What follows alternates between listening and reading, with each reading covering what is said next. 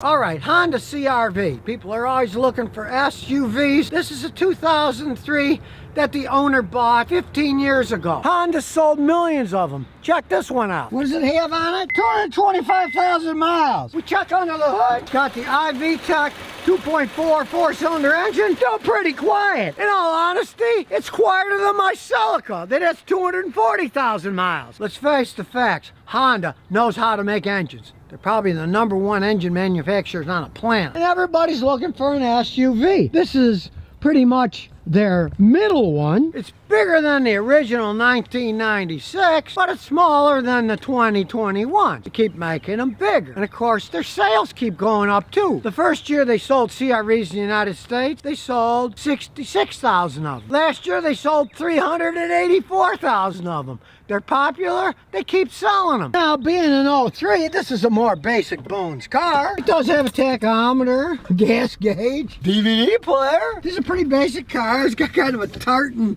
insert in the door panel. Comfortable enough seats. Then we go to the back, plenty of room in the back seat. Then we go to the trunk. Look at all the space here. These things are made for hauling stuff. And me personally, I like to swing outdoors. Easy access. You're not gonna whack your head. It's not gonna fall down. It opens sideways. I think it's a great design. Now, I do have to say, when I open the hood, I can smell oil, but it's no big deal. All it is a leaking valve cover gasket. $20 part. You can change it yourself in half an hour. It's still the original gasket, so you can't complain. 200-something thousand miles, all these years. Stuff you can easily fix yourself. And being a Honda, everything still works on it. The power steering still works. The air conditioning still works. The power windows still work. It doesn't have a sunroof. This is a bare bones one. But that's actually an advantage of an older CR-V. Less of the high-tech crap that new ones have. High-tech stuff always breaks. Eventually, costs a fortune to fix. I don't mind having a rear hatch that you open by hand. It doesn't automatically open. Because it doesn't automatically break when it gets older either. And certainly it's an older SUV, but this iVTEC Honda engine has plenty enough horsepower. This thing gets 26 miles a gallon on the highway. And sure, a brand new Honda is rated at 34 miles a gallon on the highway, but that's rating. And from my experience actually driving them, it's more like 32. So the difference isn't that much. So I'll take it for a spin.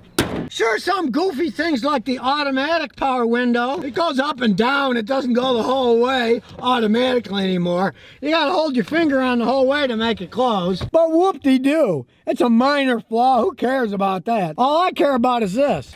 Starts right up and we put it in reverse. Look at that. It hardly shakes at all. Now, it's reasonably high up in the air, so you feel nice and safe. Still rides pretty good, even though it's got the original struts still on it. When we step on the gas, it's spinning those tires, even with an automatic transmission. Still corners quite well. That's the advantage of a smaller SUV. They handle quite a bit better, especially with the Honda suspension system. And being a lighter vehicle, you hit those brakes, stops pretty fast. Listen to this baby shift. You can't even really feel it shifting with all these miles. That simply little 2.4 Honda engine, smooth, reliable, gets good gas mileage, and with that transmission, still shifting smooth with all that mileage on it. People a lot of times whine about Honda automatic transmissions, but in these CR-Vs, especially the older ones, I've yet to see any real problems in them. Now you take a 2021 Honda CR-V. Doesn't have this reliable 2.4 liter engine. It has a 1.5 liter engine. It's turbocharged as gasoline direct injection. All that extra pressure, they're gonna wear out faster. I don't expect to see a lot of them that have 230,000 miles on them still going smooth. Some of the Honda 1.5 liter turbocharged engines have had oil dilution problems. These old 2.4s, they had no problems with oil dilution. And here's the strange thing. This old engine, 03, puts out 160 horsepower, where the turbocharged one puts out 180. It's not that different. Now, size-wise it is. You got 1.5 liter in a new one versus 2.4. So it's a much smaller engine that puts out a little bit more horsepower. But they're gonna wear out faster. They don't have plain old steel wheels like this. But steel wheels have an advantage. You hit something with the steel wheel that gets bent, you can get a hammer and smash it back out and drive down the road. You hit an alloy wheel, it will break, and you'll have to buy a very expensive alloy wheel. There is an advantage to steel wheels. Now the funny thing about this CRV is, the lady brought it over here because her mechanic was saying, oh, you should probably buy another car. I don't know where his head is at, but this thing is still in excellent shape. There's no reason to buy another car when this one runs so good. I've seen him with 500,000. This isn't even halfway there yet. Sure, the headlights are faded plastic, but you can either polish them up like I did with my wife's Lexus. For a few $100, buy brand new assemblies. They look beautiful. Now, considering the price of a new 2021, they start at like $26,500. So putting a few $100 cosmetics into this thing sounds like a wise investment to me. I'm doing an all-module scan now of the whole system. Granted, it'll take a while because it's an old car. It's an old 3. They're a lot slower, but it's doing a lot of checking. It's been about 5 minutes and it's still only 26% done, but it does a thorough job. But it's getting there. It's at 94%. 96. It's almost done. No trouble codes. No trouble codes? 3 out of 4 no trouble codes? 4 out of 4 no trouble codes. Yes, it may be an old vehicle, but it shows how well Honda made them back in the day. 2003. This is still an insanely reliable small SUV. This is the 2020 Toyota TRD off-road RAV4. Now, people have often criticized RAV4 saying, oh, it's a soccer mom's car, you know, it's for women in suburbia driving around. Not this one. TRD all-wheel drive, sort of off-road car. It's got this nice kind of gunmetal gray. I like the color. It's got a nice size. The obligatory roof racks on it. And as you can see, it's got the old auto opening back. Lots of room inside. Oh look, there's my beach umbrella and chair. We took it to the beach. As you can see by the TRD off-road, it's got rubber mats everywhere.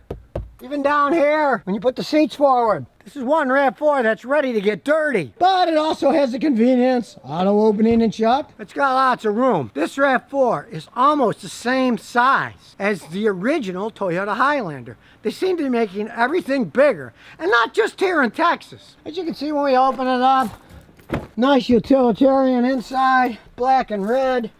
The back seats, got lots of room. And yeah, it's got air conditioning in the back. It's got power takeoffs in the back for your computers and phones. And no cheapy back seat. Comfy, got headrest on it. Nice armrest if you want, if you don't want to sit somebody in the middle. And of course it's a Toyota, so you push the button and it starts right up. It's got all the modern conveniences, all your syncing stuff, and this is set up for syncing great. And like any modern SUV, it's a compromise setup. I'm getting 29.1 miles per gallon driving this thing around, which is a combination of a decent engine. It's a 4-cylinder, 203 horsepower, made it to an 8-speed automatic transmission. When you're going 60 miles an hour in this thing's only ticking to like 1700 RPMs. So it gets good gas mileage on a highway, but it still has decent acceleration because it's got 8 speeds. As we look under the hood, it's got a nice 4-cylinder engine, but it doesn't have a turbo on it. So guess what? It's going to last a lot longer. This baby's got a nice 2.5 liter 4. It's not a race car, but it's set up for the best compromise. Decent acceleration and good gas mileage for an SUV. Realize, they're not cars. They're higher up in the air. This is the off-road version. It's even higher up in the air. Still gets decent gas mileage. And being a Toyota, I'm sure it's going to be ultra reliable. It's brand new. This 8-speed automatic transmission, Toyota's a company that keeps perfecting things. The earlier 8 speeds, a lot of people moaned and groaned about them. But let me tell you, in 2020, got rid of the problems that any of the older ones had that they've done software updates and stuff on. Toyota looks at something and then they perfect it over time. But like anything else, things often aren't perfect the first go around. These 8 speeds have been around a while now, and they're perfecting them. Don't do like a lot of American companies do. They make something that doesn't work, so they scrap it and then they try something else. Take something that works good and make it better. You want a vehicle that's reliable, decent gas mileage, decent power, 2.5 liters is fine. Don't turbocharge it, and guess what? The engine's gonna last a lot longer, which is the main reason people buy Toyotas, because they last a long time. Now, this thing obviously has been upgraded. It has one thing that I have to say is a marvel of engineering. Being the TRD off-road, it's got off-road specially designed tires. It comes with these 18-inch all-terrain trail tires. You can see it's an aggressive tread, made so it can handle various terrains, sand, mud, whatever. But what I found almost impossible to believe is Toyota worked in conjunction with them to design this tire. I drove it down to Galveston, took the highway, and guess what? It's no different noise-wise than driving in any of my cars that have normal tires. And even if you don't own or never driven an off-road vehicle, you've seen them pass you on the road, you can hear their tires humming away, right? Maybe it's quiet.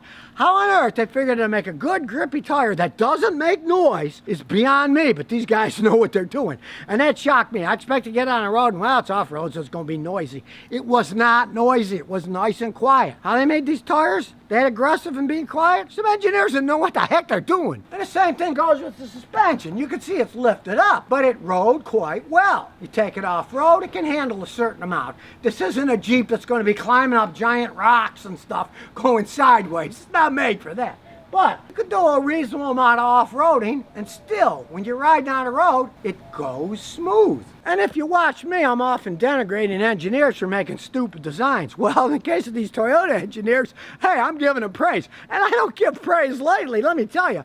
My wife's always telling me I'm so cynical about everything. Well, when I see something that actually works, kudos to the people who design something that actually does work both ways. You can make it harsh, driving it around, but it still rides smooth on normal roads. And with this practically military color on it, it doesn't have the connotations of, oh, it's just a RAV4 that women want to drive around in. It's got a little oomph to it. And as we look inside, you can see, you can set it for economy, for normal, for sport shifting. And you can set up the all-wheel drive system, push for normal, or you can turn it and put it on mud and sand, rock and dirt, snow, and going downhill. Now, true off-roaders might whine because the maximum that it can give the rear wheels is 50% of power. But, like I say, this isn't a rock climbing Jeep that's going to go up gigantic degrees and climb over giant boulders. It doesn't have the clearance for that. It's mild off-roading. And you're certainly not going to have any problems driving through the snow. You live in Boston, Alaska, wherever. It's certainly going to go through the snow. It's got the snow set up, and I like it that it's got the going down the hill. A lot of these things, the freewheel going downhill, you push the downhill one, and it's going to handle better. This all-wheel drive system was also thought out by some pretty smart engineers. Boy, you had all this technology. Hoo-wee! When it breaks, it's going to cost you a fortune, and then you're going to get rid of the vehicle because it doesn't work right. It's still a Toyota. From my experience with them, they make systems that hold up over time and don't fall apart. If this had been a Chrysler vehicle, I would immediately think, yeah, how long is that going to last before that system goes kaput and the transmission doesn't work anymore? That's not something that Toyotas are known for. They're known for being reliable. Now, one way I tested this out, besides driving to the beach, and wife came with me. She hates off-road vehicles. She said they ride like crap. They're way too high up in the air. They make a lot of noise. She was impressed. She really liked this vehicle, and that didn't surprise me after I drove it around because, hey, I drove it around in the city first, and it was riding pretty good. And on the highway, it was pretty quiet. So, you could satisfy a lot of people here. You can have a little fun with it on the side when your wife just wants something to drive around in that's smooth enough, has a lot of room. You got both worlds in one vehicle. Now, I've been fixing cars for 52 years. I know, for a fact, understanding the average American, people are probably going to start coming out with putting superchargers on these things to give them more speed. If they want to, more power to them. But as this TRD off-road stands today, in factory form, it's pretty much close to a perfect compromise as you can get. It's high enough that you can go over certain things, but not so high that you feel cumbersome. It handles bad, it rides bad, it's a tendency of rolling over if you go too fast. This thing was well thought out. Now, Toyota's been making these RAV4s for 26 years. They've evolved. And interesting enough, since it's a Toyota product, they keep perfecting them as time goes on. So, you take a look at a 94, it's much smaller than this, much more underpowered. They still could run a really long time. But they have the idea of improving as time goes on and adding the things people want. Bluetooth connection that's simple that anybody can do. Took me 30 seconds to hook up my Samsung Android so I could play Spotify music on it. And I didn't even do anything else, but then when I'm going down the road, it starts popping up. Hey, you got an email, you got an email. Of course, me, I'm always getting emails. I had to turn that off of my phone. You got email from, and the list just goes on and on and on. But if you're into that kind of stuff, this thing's all set up for that. 30 seconds, you got it hooked up. And then, of course, like all of them, they remember as soon as you get in the car, you got the phone in your pocket. It automatically knows what you're doing. Very good setup. Some of these car manufacturers, I don't know what it has to do with the software. They don't want to pay for rights or something, but they are hellacious to hook up phones to. This thing, boom, boom, it's on. And it's got kind of a good mix of a little aggressive. It's got the dual exhaust, the off-road sticker on it, and the modern technology of these great new antennas. Do you notice? They don't have anything sticking out that's going to grab on trees and stuff. I love these new ones. Kind of funny, I changed my old Matrix into this too because I got tired of the trees knocking the antenna up, and these work just as good. You know, anything poking out. It can tow up to 3,500 pounds. This thing has all kinds of things designed into it that you can make use of if you want. And if you don't put a hitch on it. This thing isn't a real off-road rock crawler. It doesn't have the low range capability of, say, a Jeep. I'd never buy a Jeep anyways, but I mean, those things are made more for insane climbing over rocks. This doesn't have that. But it's not made for that. This is a perfect combination of a RAV4 and an off-road vehicle they can use in many situations. Hey, this off-roader even has a nice sunroof on it. So if you're looking for something a little bit different, in a mild off-road capable vehicle, TRD, it'd be something you'd want to think about. If you're looking for a vehicle that can last a long time, yet still be able to have some fun in. Gotta look at the Toyota Sequoia. Now this one came with a little damage, but 4 years ago, the owner only paid $3,000 for this thing with 100,000 miles, and that's not even broken in for one of these engines. Now, if you go into a little history, Toyota started making the Sequoias because they wanted something to compete with the likes of the Ford Excursion. As far as I'm concerned, this is a much better vehicle. The pricing is pretty much the same. From a base model to a loaded model, sometimes the Toyota will be $400 or $500 cheaper. Sometimes the Ford is a few $1,000s more loaded, but they're pretty much in the same price range. Now I like the V8 engine like this one has. The ultra reliable Toyota V8 engine. The only downside to this engine, it has a rubber timing belt and it's an interference engine. So it's a good idea every 100,000 miles to change the water pump and the timing belt and the tensioner so that it won't have any damage to it. Back in the day, 2001, this had a V8. And realize one thing about these three-row people movers. They're all gas hogs. Don't think you're gonna get phenomenal gas mileage. Back in the day, this and the Ford got pretty equivalent gas mileage, which is you're only gonna get in the teens in town. That's just how these things are. The big Excursions, the big Sequoias, most of these Sequoias, they're pushing 3 tons. They're almost 6,000 pounds. And that rating's only empty. You fill it up or tow something, the mileage will go right down. My experience with those are, they're perfectly fine for the first 100,000 miles generally, but then they cost a fortune to repair those engines on the Fords. For a few miles a gallon, I'll take this Toyota V8 engine. I've seen them with 500,000 miles on them and they're still running strong. Now, as you can see, there's plenty of room inside these.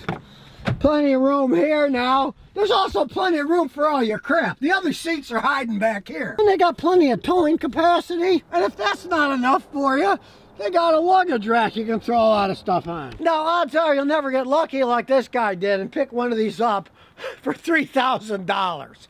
It was totaled by the insurance company, but all they replaced was the headlamp and stuff. You can see they didn't fix the bumper. Who cares? It still goes down the road. Yeah, you can fix it if you want, but the vehicle itself is still solid as can be. Because let's face it, you're not buying a Sequoia to do rock crawling like it was some kind of a Jeep.